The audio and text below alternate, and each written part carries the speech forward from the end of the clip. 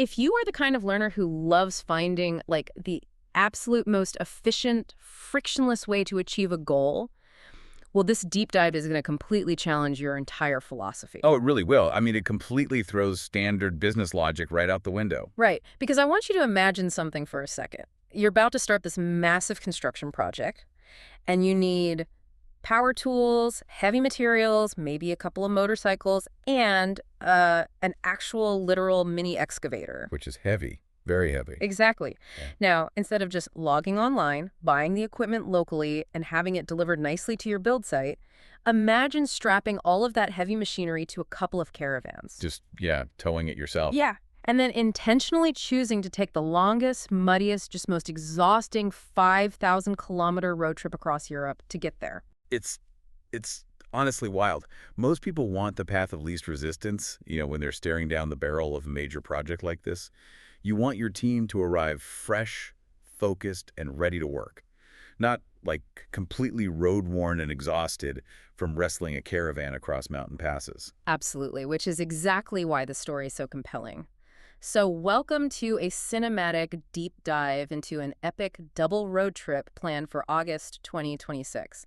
We're tracking the origin story of the Lusitano Retreat, which is this sanctuary set to be built in northern Portugal. Right, and we should be clear, this isn't your standard vacation. No, not at all. And it isn't a standard business trip either. It's really this long way round style adventure chronicling two distinct journeys from London all the way to the Portuguese retreat site. Yeah, and it's super crucial to understand the stakes of what we're looking at here. This entire trip is what they call a pre-mission. A pre-mission, right. Yeah. We're following four men who are basically going to use via ferrata mountain climbs, historic rock festivals, cider-pouring world records, and midnight thermal baths to forge the emotional infrastructure they need before a grueling 21-day building sprint even begins. Right. They are literally trying to build an audience, transport heavy machinery, and survive each other all at the exact same time. But before we hit the open road and get into the mud, we kind of need to understand the master plan. Because why on earth aren't they just flying to Portugal and buying their equipment locally? I mean, that's the logical question, right? Exactly. When you look at the sheer cost of fuel, the ferries, the time buying local, just seems like the only logical move. Well, it really comes down to this highly calculated upcycling cargo strategy. It's rooted in a very specific economic reality. Okay, tell me more about that. So the secondary market for heavy machinery in the UK is just massive compared to Portugal. By sourcing used equipment in the UK, they're taking advantage of a major price arbitrage. We're talking about acquiring like a 1-ton Kubota K008 mini excavator, a Honda CRF 300L motorcycle, and just a massive arsenal of specialized power tools. Wow, okay. Yeah, and by buying these used in Britain, they're saving between 5,000 and 10,000 euros compared to what the exact same used equipment would cost in the Portuguese market. Wait, let's clarify that equipment really quick. A Kubota K008, that isn't just like a standard digger, right? Correct. It's a micro excavator. It's specifically designed with these retractable tracks so it can fit through incredibly tight, narrow spaces. Oh, like through old doorways or something? Exactly, like the ancient stone gates of rural European properties. Yeah. It's exactly the highly specialized, super maneuverable tool they need for the Lusitano Retreat. And finding one at a reasonable price locally would just severely eat into their budget. That 10,000 euro saving essentially funds the entire journey. Okay, so the economics make sense on paper, but you can't just throw a 1-ton micro-excavator into the back of a caravan, hook it up to a family car, and hit the highway. The physical logistics of moving that much dense weight across international borders, I mean, it sounds like an absolute nightmare. Oh, it would be a nightmare. Which is why they aren't relying entirely on the caravans for the heaviest items. They're utilizing a hybrid approach to their logistics. A hybrid approach. Yeah, so they're shipping a 20-foot container with an 18-ton capacity by sea to handle the absolute heaviest gear like the digger itself. Meanwhile, they're using the two caravans to tow the rest of the lighter equipment, the motorcycles, and the tools overland. Ah, okay, that makes way more sense. Yes, splitting the cargo like this prevents them from, completely destroying the towing vehicle's transmissions while still allowing the caravans to serve as mobile base camps for the crew along the way. Listening to this, it almost sounds like a Trojan horse strategy. Oh, I like that. How so? Well, on the outside, to anyone watching, this road trip looks like a fun, spontaneous boys' adventure. Like, hey, look at us, we're driving through Europe having a blast. But hidden inside that wooden horse is a highly calculated logistical and marketing machine. Because the physical cargo is really only half the battle here, isn't it? Yeah, that is the real secret of this trip. The digital cargo is arguably way more vital than the physical cargo. Right. This journey is designed as episode 0 of their larger documentary project. Their content philosophy for this leg is aimed at generating like 20 to 30 highly engaging TikToks and securing 200 dedicated newsletter subscribers. That's a pretty specific goal. It is, and they have a strict deadline too. The actual 21-day build sprint kicks off on September 1st. Before that date arrives, they need to prove to their audience that this mission is real. They need to show the dirt, the sweat, and the total authenticity of the struggle. I hear you, but I have to genuinely push back on the strategy a bit because there is a massive difference between team building and showing up to a grueling 21-day construction site completely drained. Aren't they risking total exhaustion, equipment failure, and just burnout before day one even happens? It is a massive risk. But what's fascinating here is that in their specific context, the shared adversity is the entire point. Wait, the point is to be exhausted. Kind of. You might think exhaustion is the enemy of a construction project.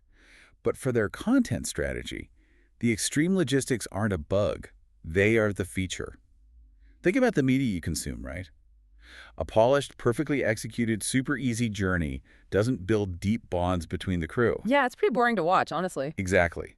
And it certainly doesn't build a dedicated, emotionally invested audience. The content relies entirely on genuine friction. Which perfectly explains their daily worst moment confessional camera. I read that every single day they force themselves to sit in the caravan, stare into the lens, and confess the absolute worst thing that happened to them that day. Yes, that vulnerability, that raw exhaustion, that is the currency of audience trust. They're intentionally creating this crucible to forge a team that won't just, shatter when the real unscripted stress of pouring concrete and moving stone during the build actually hits them. So that's the theory on the whiteboard in London. But the moment rubber actually meets the road, the reality of this logistics plan hits them really hard. Let's look at how this plays out on the asphalt.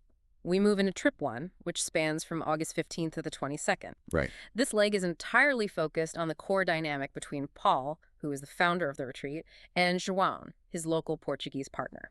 This is what they've dubbed their mountain adventure route. And it's a staggering 2,800-kilometer drive that begins with a surreal, modern logistical marvel, the 35-minute Eurotunnel crossing. Oh man, the Eurotunnel. For anyone listening who hasn't done it, you are literally driving a vehicle, towing a caravan onto a specialized train carriage, plunging into complete darkness beneath the English Channel, and then suddenly popping out into the daylight in France. It's wild. Yeah. But the magic of teleporting to France fades the second they hit the French highways. Oh, I bet. Because you take a standard vehicle, attach a massive, completely unaerodynamic rectangular box to the back of it, and your fuel efficiency gets absolutely annihilated. They're suddenly staring at a harsh reality of burning 13.5 liters of fuel per 100 kilometers. Ouch.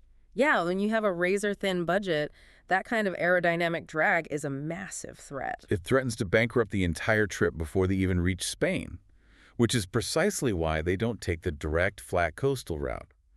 Their route takes a massive detour up into Andorra in the Pyrenees Mountains. Wait, they go up into the mountains to save gas? That sounds backwards. Well, it's not just for the dramatic scenery. Andorra is a microstate known for its tax havens, meaning they can fill up their massive tanks with tax-free diesel at just 1.25 euros a liter. Oh, wow. Okay. That's a huge difference. Yeah.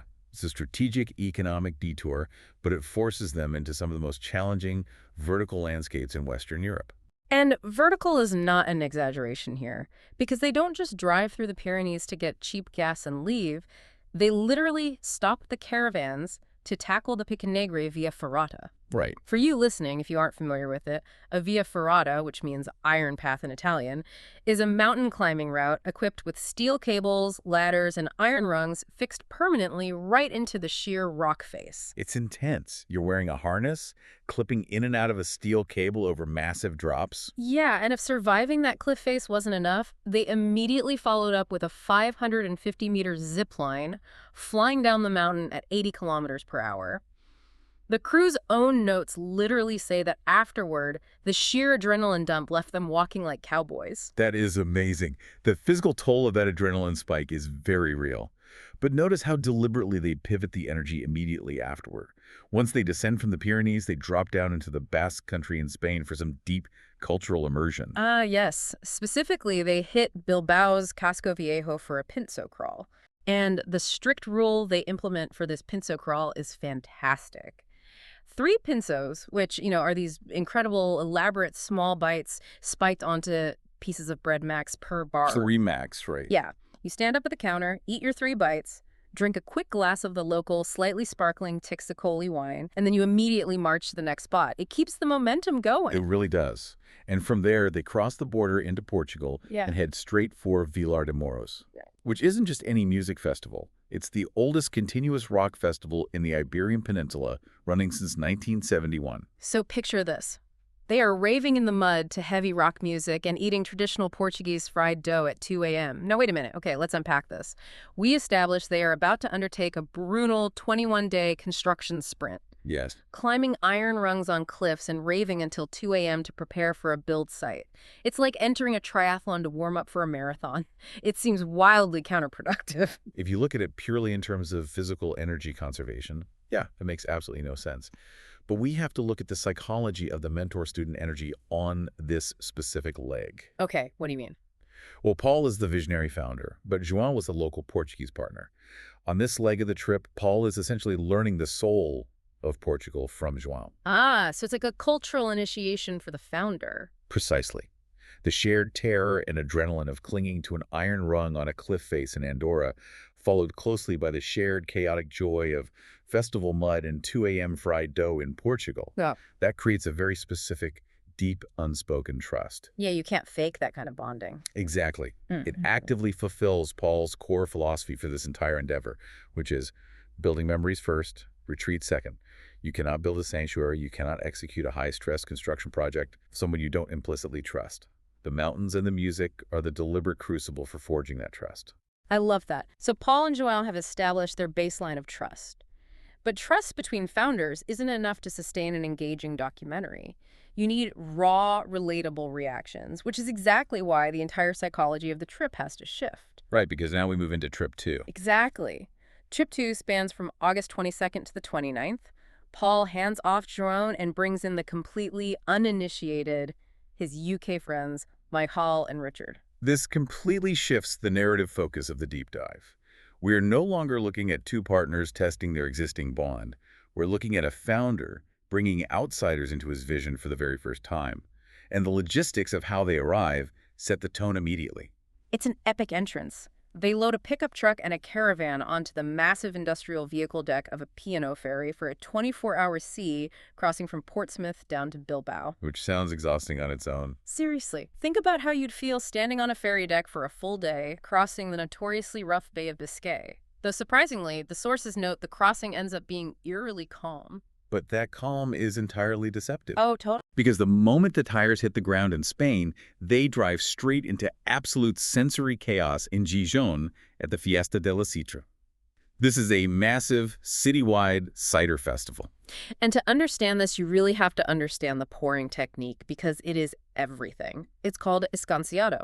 Right.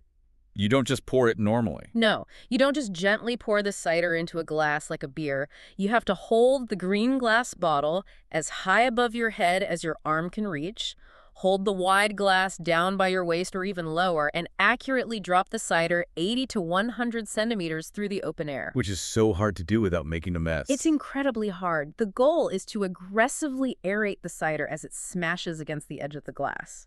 But if your aim is off by a fraction of an inch, you are soaking your own shoes in sticky alcohol. It's a highly specific, very difficult cultural tradition, and their arrival perfectly intersects with the Guinness World Record moment.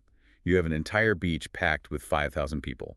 Yeah, and suddenly everyone screams, TXOTX, which is the traditional Basque and Asturian signal that a new cider barrel is open or it's time to pour, and 5,000 people simultaneously start aerating their cider in the air. That's insane. The sheer noise and sensory overload of that moment for Michael and Richard, fresh off a quiet ferry, is immense. And immediately after this 5,000-person cider rave, they execute a massive pivot to extreme isolation. They pack up and head deep into the Picos de Europa mountains. Yeah, talk about whiplash. Seriously. First, they do a high-octane 300cc quad tour, blasting through rugged limestone trails and plunging through river fords. And then the very next day, they follow that up with a silent, pristine 5-kilometer hike around the Covadonga Lakes, sitting in the thin air at 1,100 meters altitude. They go from screaming crowds to complete windswept silence on a mountain plateau. Yeah. But here's where it gets really interesting, and I have to ask the critical question here. Does bringing in fresh, uninitiated friends add way too much chaos to a trip that already has razor-thin margins for error? It absolutely adds chaos, and it undoubtedly increases the logistical risk. But again, for the episode 0 content strategy, that chaos is weaponized for the narrative. If we break down the crew roles based on the sources, McCall represents chaos energy, and Richard acts as the pragmatist. Okay, so how does that play out for the audience? Well, in documentary terms, McCall and Richard are basically acting as surrogates for you, the listener, right now. So when McCall is struggling with the Escanciado pour, he's having the exact same reaction the audience would have if they tried it. Exactly. When Paul is explaining his grand vision for the retreat, he's explaining it to his skeptical friends, and by extension, he is forced to explain it clearly to the audience. That makes a lot of sense. Yeah. When Richard, the pragmatist, is screaming at the top of his lungs on his first quad ride through a river ford, or when McCall fumbles that cider pour and covers his sneakers in alcohol, that provides raw, relatable first-time energy. If it were just Paul and Jode executing everything flawlessly like experts, the resulting documentary would be incredibly sterile and, well, boring. Right. The uninitiated friends bring the wonder, the glaring mistakes, and the highly relatable human reactions that make the content actually compelling to watch. Precisely. Okay, so the adrenaline has officially peaked. They've survived the mud, the cider festivals, the via ferratas, and the mountain lakes. But to successfully launch the 21-day build sprint, which, let's remember, is the actual entire point of moving this machinery in the first place, the trip needs to land emotionally. Yeah, it has to. How do you transition a crew from the pure, unadulterated chaos of the road to the serious reality of the land they're about to build on? Well, you can't just flip a switch. They do it by utilizing the geography of their route to force a physical and mental reset. Right before they cross the border from Spain into Portugal for the final time, they make a highly intentional stop in Ourense, Spain. Ah, the Termas de Uteriz. These are magnificent midnight thermal baths. Yes. They are sitting in 38 degrees Celsius water, fed continuously by natural thermal springs, situated right next to a flowing river. It's midnight, they're sitting under the starlight, and they are literally letting the heat wash off the tension, the dust, and the stress of 5 grueling days of travel. It's a very deliberate downshift in pacing. It is. It's a clearing of the psychological palate. You have to wash away the road trip before you can approach the retreat. Yeah. Because the ultimate payoff of this entire 5,000-kilometer endeavor arrives on August 29th, when they finally reach the Lusitano Retreat land in Cabeceiras de Basto. Yeah. And the way Paul orchestrates this arrival is an absolute masterclass in building reverence. I agree. This is my favorite detail in the entire source material. After hauling a caravan and heavy machinery across 4 countries, Paul doesn't just confidently drive the pickup truck right through the front gate and park on the property. No, he doesn't. He parks the vehicles 200 meters away. He forces the entire crew to stop, get out, and approach the land slowly on foot. Which changes the whole vibe. Completely. I mean, so what does this all mean? Think about it. You don't just beam a bride directly to the altar, right? The slow, intentional walk creates the reverence of the moment. You build anticipation so the arrival carries the weight it deserves. That intentional pacing frames the unscripted reveal perfectly. They walk through the gates on foot and finally see the physical reality of the vision. It's a sprawling, 2-hectare property featuring an ancient oak grove, an 18th century ruined stone building with massive walls that are 60 centimeters thick. Wow. Yeah, and these sweeping, uninterrupted valley views. And this is exactly where the cameras capture the emotional confessionals that suddenly justify all the risk, the fuel costs, and the exhaustion. Richard, who we establish is the hardcore pragmatist of the group, looks out over the valley and has this sudden realization.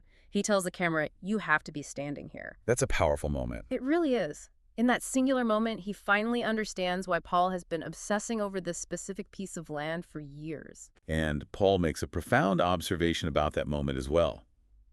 He notes that as they stood there looking at the 18th century ruins, they were the first people to stand on that land. Not as investors, not as real estate agents looking for a flip, but as friends. Wow. So when we strip away the TikToks and the logistics, what does this all actually mean? What did the caravan accomplish that a cheap flight just couldn't? If we connect this to the bigger picture, the true function of the road trip becomes entirely clear at that gate. Those 4,600 combined kilometers didn't just transport a Kubota excavator and some power tools. The sheer friction of the journey literally stripped away the crew's fast-paced London mindsets. Yeah, you can't be in a rush when you're towing a caravan through a mountain. Exactly. When you spend 2 weeks navigating complex mountain passes, solving unexpected mechanical issues, bleeding money on fuel, and sleeping in cramped caravans, you simply aren't the same person who left the city. The journey transformed the Portuguese land from a theoretical line item on a business spreadsheet into a deeply shared physical reality. It anchored the entire construction project in friendship and shared survival before a single stone was ever moved. It is a staggering achievement when you zoom out. Just to recap the sheer scale of what we've explored today. 4,600 combined kilometers, traversing 4 countries, summiting 4 mountain ranges, surviving 2 massive cultural festivals, and culminating in 1 massive shift in perspective. It's a lot. It is, and they managed to capture all of it perfectly to fulfill their Episode 0 audience building goal. They proved to their subscribers, without a shadow of a doubt, that they're willing to put serious skin in the game. They built the narrative foundation out of mud and cider, so that when the physical foundation of concrete and stone is finally poured, the audience is already deeply invested in their success. It leaves you with a really provocative thought to chew on. In life, and especially in business, we are constantly trying to find the absolute fastest, most efficient route to our big goals. We want next-day delivery, we want the shortest direct flight, we just want to skip to the finish line. Always. But what if the long way round, the detours, the mud, the shared exhaustion, the broken plans, and those midnight thermal baths under the stars, what if that friction is actually the essential foundation required to build something that truly lasts? When you skip the struggle, you might just be skipping the exact glue that holds the whole project together. So the next time you're planning a massive undertaking, maybe consider taking the caravan.